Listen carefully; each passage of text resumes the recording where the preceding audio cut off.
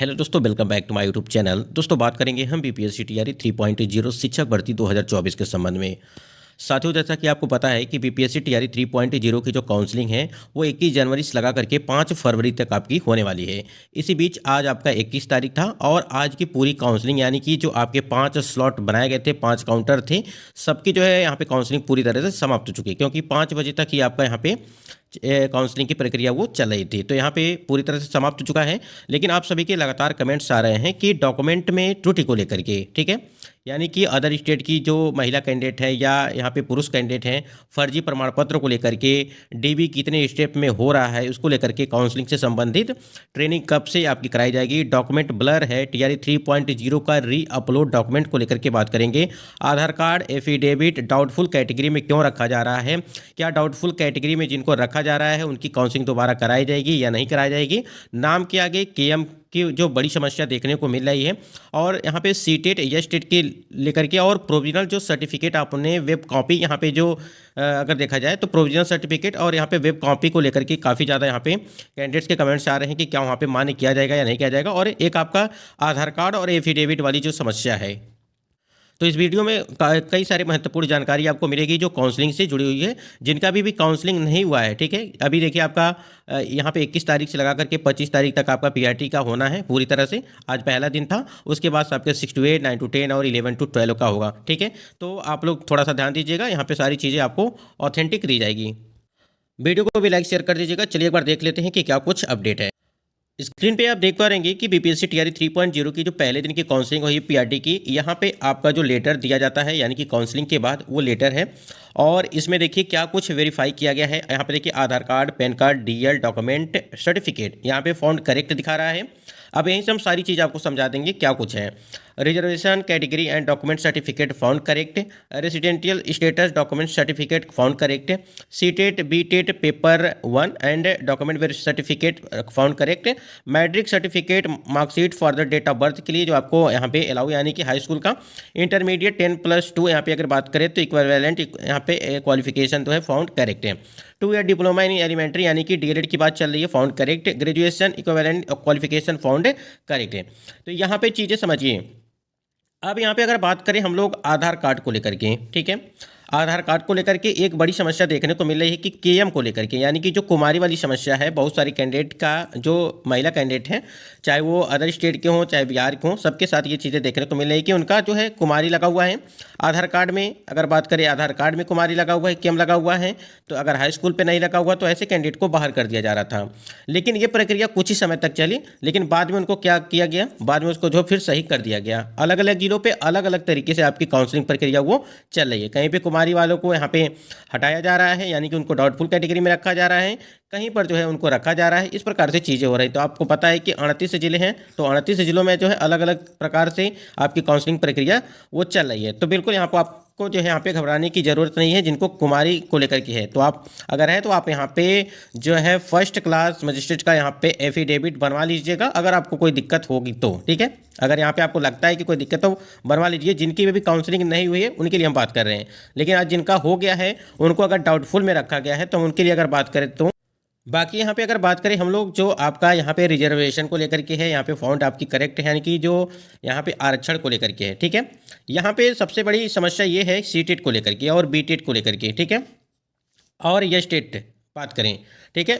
Yes CTET है क्योंकि PRT का है आपका, ठीक है, तो पीआरटी है, आपकी काउंसलिंग चल रही है। तो यहाँ पे आपको बताना चाहेंगे कि जो सीटेट कैंडिडेट हैं, खासकर अगर बात करें हम लोग अदर स्टेट के कैंडिडेट, तो आपको 90 मार्क्स चाहिए, ठीक है, चाहे वो मेल हो चाहे वो फीमेल हो। बार बार एक चीज़ बता रहे हैं क्योंकि ये काफ़ी दिक्कतें उत्पन्न हो रही हैं कि इसको लेकर के, नंबर को लेकर के। तो आप अगर अदर स्टेट के महिला हैं, ठीक है, यानी कि यहाँ पे अगर बात करें मेल हैं और फीमेल हैं, तो आपको सीटेट में आपको 90 नंबर होने चाहिए। अगर किसी का भी यहाँ पे 89 नंबर है तो उनको जो है बाहर कर दिया जाएगा। इस बात को आप ध्यान रखिएगा, ठीक है, यानी कि 90 नंबर आपके होने चाहिए। इसी प्रकार अगर यहीं पे हम यस स्टेट को लेकर के बात करें थोड़ा सा, तो यस स्टेट में आपके जो अदर स्टेट के कैंडिडेट हैं महिला और पुरुष, उनको जो है 75 नंबर चाहिए, ठीक। और यहीं पे अगर जो सीटेट जो बिहार की महिला हैं, ठीक है, जो बिहार की महिला उनको 55% अंक चाहिए। अब आप समझेंगे कि यहाँ पे जो महिला हैं वो बिहार की महिलाओं के लिए सीटेट में 55% अंक क्यों रखा गया है, उनको जो है 5% का यहाँ पे छूट दिया गया है। तो यहाँ पे अगर बिहार की जो महिला कैंडिडेट है उनको 5% अंक यहाँ पे चाहिए, ठीक है। यानी कि 55% अंक चाहिए, तो 82.5 अंक यहाँ पे आपको चाहिए, ये इनका होना चाहिए, जो भी यहाँ पे यूआर कैटेगरी यानी कि जनरल वाली कैंडिडेट है, बिहार की महिला, ठीक है। उसके बाद ये तो आपका सीटेट के हो गया, तो इसमें बीसी वाले कैंडिडेट हो गए, ठीक है। ईबीसी वाले भी कैंडिडेट हैं। फिर अगर तो यहाँ पे इनको भी 55% चाहिए, तो इनका भी यहाँ पे 82.5, ठीक है, ये हो गया। उसके बाद अगर एससी और एसटी की बात करें, तो एससी एसटी जो बिहार के हैं कैंडिडेट, ठीक है, उनको 50% अंक चाहिए। इसका मतलब ये हो गया कि यहाँ पे 75 नंबर सीटेट में उनका है, तो वो उनको जो है कोई दिक्कत नहीं है। सिर्फ अदर स्टेट के कैंडिडेट यहाँ पे आपको 90 नंबर चाहिए, चाहे आप मेल हो चाहे फीमेल हो, इस बात को आप ध्यान रखिएगा। और अगर आप अदर स्टेट के कैंडिडेट हैं तो आपको ए स्टेट में जो है 75 मार्क्स चाहिए। बाकी अगर जो यहाँ पे हम लोग बात करें यूआर कैटेगरी की, जो एज स्टेट को लेकर के थोड़ा सा ध्यान दीजिएगा, तो यहाँ पे देखिए 50% अंक, ठीक है, यूआर के लिए, जैसा कि अभी हमने बताया कि 75 नंबर। उसके बाद यहाँ पे बीसी की बात करें, और यहाँ बीसी आपका जो है बीसी में अगर बात करें तो 68 यहाँ पे 25 अंक यहाँ पे आपको चाहिए बीसी वाले कैंडिडेट के लिए। बीसी के साथ ईबीसी में देखेंगे आप, तो ईबीसी वाले कैंडिडेट के लिए यहाँ पे अगर बात करें तो 42% अंक चाहिए, यानी कि आपका जो है 63 नंबर चाहिए, 63.75 अंक चाहिए। तो इस प्रकार से चीज़ें आपकी हैं, बाकी आप देख लीजिए। और देखिए यहाँ पे फर्जी प्रमाण पत्र को लेकर के अगर बात करें, जो फर्जी प्रमाण पत्र बहुत सारे कैंडिडेट हैं, ठीक है। अभी आपने देखा कि डोमिसाइल को लेकर के अदर स्टेट के कैंडिडेट का यहाँ पे पकड़ा गया है, तो कहीं ना कहीं चीज़ें जो है फर्जी तरीके से जिनका भी होगा, अगर आज यहाँ पे फर्जी तरीके से आपका सिलेक्शन हो जाता है तो आगे चल करके आपको काफ़ी दिक्कतों का सामना करना पड़ सकता है, जैसे आपने देखा होगा पिछली भर्तियों में। तो थोड़ा सा आप सावधानी बरतेंगे इसको लेकर के। डॉक्यूमेंट ब्लर है, ठीक है, इसको लेकर के अगर बात करें हम लोग, तो देखिए जिनका भी डॉक्यूमेंट में जैसे डॉक्यूमेंट अगर ब्लर है तो बिल्कुल आपको परेशान होने की ज़रूरत नहीं है। आपके ओरिजिनल जो है, जो भी आपके सर्टिफिकेट है, मार्कशीट है, उसको जो है देखा जाएगा। फिर आपके वाटरमार्क वाले हैं, देखिए, क्योंकि जो आपका वाटरमार्क वाला जो डॉक्यूमेंट है, ठीक है, उसको तो 100 KB के लिए यहाँ पे बताया गया था कि आपका यहाँ पे अपलोड करने के लिए, ठीक है, जब आपके फॉर्म अप्लाई हो रहे थे तो उस टाइम पे, तो कहीं ना कहीं बहुत सारे कैंडिडेट का ब्लर हो गया होगा, तो उससे कोई दिक्कत नहीं होगी। बाकी वहाँ पे सारी जांच आपके ओरिजिनल से भी की जाएगी, यानी कि आपका ओरिजिनल और फोटोकॉपी दोनों आपके पास रहनी चाहिए। ओरिजिनल आप बिल्कुल घर पे नहीं छोड़ेंगे, आप ओरिजिनल डॉक्यूमेंट को जरूर लेकर के जाएंगे। यहाँ पे देखिए कैंडिडेट का कमेंट्स आया कि सर मैं जहानाबाद में जो है यहाँ पे डॉक्यूमेंट वेरिफिकेशन का गए थे ये, और उसके बाद इनको जो है डाउटफुल में यहाँ पे रखा गया है, तो ये डाउटफुल में रखा गया होगा, ठीक है। इनका हो सकता है कि जो है कि डॉक्यूमेंट इन्होंने कुछ गलत अपलोड कर दिया होगा, इस वजह से भी डाउटफुल में रखा जाएगा। लेकिन आपको बताना चाहेंगे कि री अपलोड, ठीक है, री अपलोड का आपको मौका दिया जाएगा। जितने भी कैंडिडेट यहाँ पे डाउटफुल में रखे गए हैं, आपको री अपलोड का मौका दिया जाएगा। जैसा कि अपडेट आपको मिली थी कि डॉक्यूमेंट वेरिफिकेशन होने के बाद आपको जो है इसके लिए पोर्टल आपको ओपन किया जाएगा, और वहाँ से आप जो उसको सुधार कर पाएंगे। तो बिल्कुल निश्चिंत रहिए, जिनका भी यहाँ पे डॉक्यूमेंट वेरिफिकेशन हो गया है और उनको डाउटफुल में अगर रख दिया गया है तो कोई दिक्कत नहीं होगी। देखिए यहाँ पे सर वाटरमार्क ब्लर है तो कोई प्रॉब्लम तो नहीं होगी, बिल्कुल नहीं होगी, बिल्कुल निश्चिंत रहिए आप, इसके लिए आपको कोई भी दिक्कत नहीं होगा यहाँ पे। उसके बाद यहाँ पे सीटेट की मार्कशीट को लेकर के आप सभी के कमेंट्स आ रहे हैं कि सीटेट का जो मार्कशीट का डिजी लॉकर वाला मान्य होगा। देखिए दोस्त, यहाँ पे आपका जो सीटेट है वो डिजी लॉकर से ही यहाँ पे जो निकलेगा, ठीक है। सीटेट का जो मार्कशीट है वो डिजी लॉकर वाला ही मान्य होता है, मतलब कि आपको वहीं से मिलेगा, यानी कि सर्टिफिकेट मार्कशीट। तो इस बात को थोड़ा सा आप ध्यान रखेंगे। फर्स्ट क्लास मजिस्ट्रेट का एफिडेविट बनवाया है हमने, लेकिन उस पर नोटरी का स्टाम्प भी लगा है, तो नोटरी कि पहले हम लगाते हैं तभी मजिस्ट्रेट का बनता है। तो यहाँ पे आपका फर्स्ट क्लास का बना है, तो आपके लिए सही है जो भी है आपका एफिडेविट। उसके बाद यहाँ पे देखिए, अगर बात करें सीतामढ़ी में भी केएम की काउंसलिंग नहीं हुई है आज, ठीक है, यानी कि जिनका कुमारी यहाँ पे जो दिक्कत कर रहा है इसको लेकर के, ये बिल्कुल कहीं ना कहीं गलत अगर किया जा रहा है, ये ऐसे कैंडिडेट बहुत सारे हैं, तो आप किनको यहाँ पे बाहर करेंगे और इनको डाउटफुल कैटेगरी में रखा जा रहा है। तो इसको लेकर के आप देखिए बिल्कुल निश्चिंत रहे। वही कह रहे हैं कि अलग अलग जिलों पर अलग अलग तरीके से आपकी काउंसलिंग कराई जाएगी। कहीं पर केएम को यहाँ पे कोई दिक्कत नहीं है, कहीं पे जो है इसको लेकर के दिक्कत हो रही है। जैसे आधार कार्ड में केएम लगा हुआ है, हाई स्कूल में केएम नहीं लगा हुआ है, तो ये समस्या देखने को मिल रही है बिल्कुल। तो इसके लिए हम लोग भी प्रयास कर रहे हैं कि इसके लिए देखिए आपको अगर यहाँ पे आप जो एफिडेविट भी बनवा लेंगे तब आपका काम चल सकता है इसको लेकर के। उसके बाद यहाँ पे देखिए नवादा में हमें डाउटफुल कैटेगरी में डाल दिया गया है, और सीटेट डीएलएड नेट वाला अपलोड किए थे, अब ओरिजिनल आ गया है। तो देखिए आपको री अपलोड की ज़रूरत है, ठीक है, री अपलोड की ज़रूरत है। और इसके लिए आपको जो है एफिडेविट एक बनवा लेना चाहिए था कि आप इसमें बता देते कि हमारा जो है ऐसे ऐसे है और उस समय आया नहीं था, ठीक है। बाकी रिजल्ट तो आपका पहले ही आया था, तो इस वजह से आपको ये चीज़ बनवाना चाहिए था एफिडेविट, जिससे वहाँ पे कोई दिक्कत नहीं हुई होती। तो आप थोड़ा सा वेट करिए री अपलोड को लेकर के। उसके बाद यहाँ पे एक कमेंट और आया है कि सर मेरा आधार कार्ड जो है अपडेट होने के कारण फ़ोटो बदल गया है। तो फ़ोटोज़ कोई दिक्कत नहीं है, बाकी तो आपका आधार कार्ड नंबर जो है वो तो वही रहेगा, उसमें कोई भी प्रॉब्लम नहीं होगी। उसके बाद सर मेरे पास एडमिट कार्ड नहीं है, क्या करें, पीडीएफ भी नहीं है। देखिए आपका जहाँ पे डिस्ट्रिक्ट अलॉटमेंट किया गया है आप वहीं पर जा करके थोड़ा संपर्क करिए, ठीक है, बातचीत करिए, तभी जाकर के यहाँ पे इसका जो है जवाब आपको मिल पाएगा। क्योंकि अगर यहाँ पे पीडीएफ नहीं दिया गया है, अगर बात करें एडमिट कार्ड, देखिए अभी हमने जो यहाँ पे आधार कार्ड को लेकर के बात किया, जैसे यहाँ पे एडमिट कार्ड को लेकर के, तो देखिए यहाँ पे मूल प्रवेश पत्र का खो जाना, ठीक है, यानी कि एडमिट कार्ड अगर जिनका भी खो गया है, नहीं मिल रहा है, तो आप क्या करेंगे, यहाँ पे समाधान देखिए, यहाँ पे दिया गया है कि शपथ पत्र लेकर काउंसलिंग कराई जाए, ठीक है, यानी कि एफिडेविट को लेकर के। उसके बाद मूल प्रवेश पत्र पर वीक्षा का हस्ताक्षर नहीं होना चाहिए, ठीक है, यहाँ पे हस्ताक्षर नहीं होना, ठीक है, ये चीज़ें हैं, यानी कि प्रवेश पत्र पर वीक्षा का हस्ताक्षर नहीं होना, शपथ पत्र लेकर काउंसलिंग कराई जाए। उसके बाद बिहार विद्यालय परीक्षा समिति शैक्षणिक इमारत दिया गया है। तो आपका यहाँ पे एडमिट कार्ड को लेकर के जो कन्फ्यूजन था, यहाँ पे हमको लगता है दूर हो गया कि जिनका एडमिट कार्ड खो गया है, ठीक है, वो अपना शपथ पत्र लेकर काउंसलिंग कराएं, ठीक है। तो देखिए यहाँ पे नितिन अग्रवाल जी का यहाँ पे जो था वो पूरी तरह से सही हो गया, यानी कि शपथ पत्र के माध्यम से आप उस पर जो है काउंसलिंग अपना करा सकते हैं।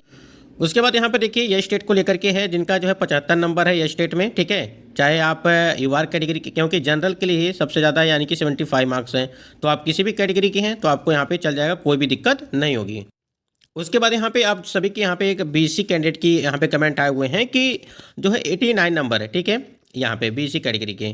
तो देखिए आप अगर बिहार की कैंडिडेट हैं, चाहे आपका सीटेट हो चाहे आपका यस स्टेट हो, वैसे यस स्टेट सीटेट ही मान्य है पीआरटी के लिए, ठीक है, तो आपका यहाँ पे देखिए 89 नंबर है, तो आपके लिए कोई भी दिक्कत नहीं है, ठीक है, क्योंकि बीसी में अगर बात करें हम लोग तो सिर्फ 55% अंक चाहिए, ठीक है, और यानी कि 55 का मतलब हो गया कि 82 यहाँ पे आपका 5, ये इतना आपका नंबर होना चाहिए, और आपका यहाँ पे 89 नंबर है, तो कोई दिक्कत नहीं होगी, बिल्कुल परेशान होने की ज़रूरत नहीं है। देखिए हम कह रहे हैं ना कि अलग अलग जिलों पर अलग अलग तमाम तरीके से जो है यहाँ पे आपकी काउंसलिंग कराई जा रही है, तो उसमें दिक्कत हो रही है कैंडिडेट को। उसके बाद यहाँ पे पटना में डीवी सेंटर क्या है, यानी कि पटना डीआरसीसी आपका है, जो भी कैंडिडेट यहाँ पे पूछ रहे हैं। उसके बाद यहाँ पे अगर बात करें हम लोग, तो यहाँ पे कमेंट आया है कि सर मेरे सारे डॉक्यूमेंट के आगे केएम लगा है, मैं क्या करूँ।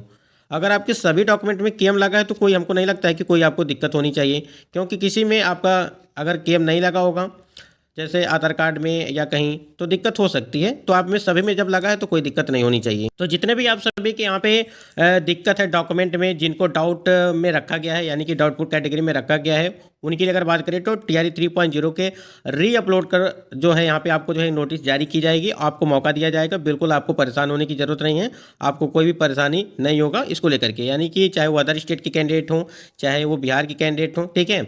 और डीबी आपके जो है लगभग 4 से 5 स्टेप में यहाँ पे कराए जा रहे हैं, उसको लेकर के अगर बात करें तो सीटेट या स्टेट को लेकर के आपका कन्फ्यूजन दूर हो गया होगा कि कितना कितना नंबर चाहिए आपको, अगर आप किस कैटेगरी में। उसके बाद यहाँ पे प्रोविजनल सर्टिफिकेट बहुत सारे कैंडिडेट ने यहाँ पे अपलोड करके रखा है, तो वो मान्य हो गया, नहीं मान्य होगा, ठीक है। तो मान्य देखिए कहीं कहीं मान्य आपका हो रहा है, कहीं कहीं नहीं कर रहा है, तो वही कह रहे हैं कि अलग अलग जगहों पे अलग अलग तरीके से चल रहा है काम, कि कहीं पे मान्य किया जा रहा है, कहीं पे कुमारी वाला सिस्टम है, आप देख ही रहे हैं खुद ही, तो उसके लिए बिल्कुल परेशान नहीं आपको होना है। फाइल को लेकर के अगर बात करें तो देखिए कहीं कहीं फाइल आपकी ट्रांसपेरेंसी भी चल रही है, कहीं कहीं कूट फाइल भी आपकी चल रही है, ठीक है। तो आप जो है यहाँ पे ट्रांसपेरेंसी या कूट फाइल दोनों यहाँ पे मेंशन करके ले जाइएगा, और देखिए 2 फाइल आपकी, एक फाइल जमा हो रही है, तो इस बात को आप ध्यान रखेंगे। यहाँ पे देखिए इनके द्वारा एक मैसेज दिया गया है कि रजिस्टर जो मोबाइल नंबर था इनका जो है कि कुछ दिक्कत हो गया है, गायब हो गया है, ठीक है, और ये डॉक्यूमेंट वेरिफिकेशन के लिए कह रहे हैं कि इशू यानी, ठीक है। तो आपसे बताना चाहेंगे कि सबसे पहले तो आपका जहाँ पे डिस्ट्रिक्ट अलॉटमेंट किया गया है, और आपका जहाँ पर भी मतलब कि ये क्या बोलते हैं काउंसलिंग मतलब कि स्थल बनाया गया है, वहाँ आप संपर्क करिए, ठीक है, तभी जाकर के यहाँ पे चीज़ आपको क्लियर होगी।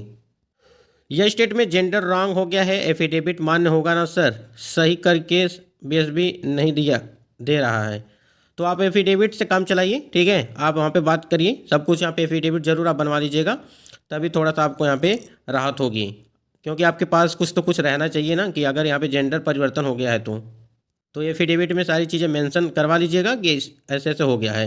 बाकी ट्रेनिंग को लेकर के बात करें तो ट्रेनिंग आपकी है, अलग से डेट जारी की जाएगी ट्रेनिंग को लेकर के, जिनकी भी काउंसलिंग हो रही है उनके लिए अलग से डेट यहाँ पे निर्धारित की जाएगी कि काउंसलिंग कब से है, सबको बुलाया जाएगा, ठीक है।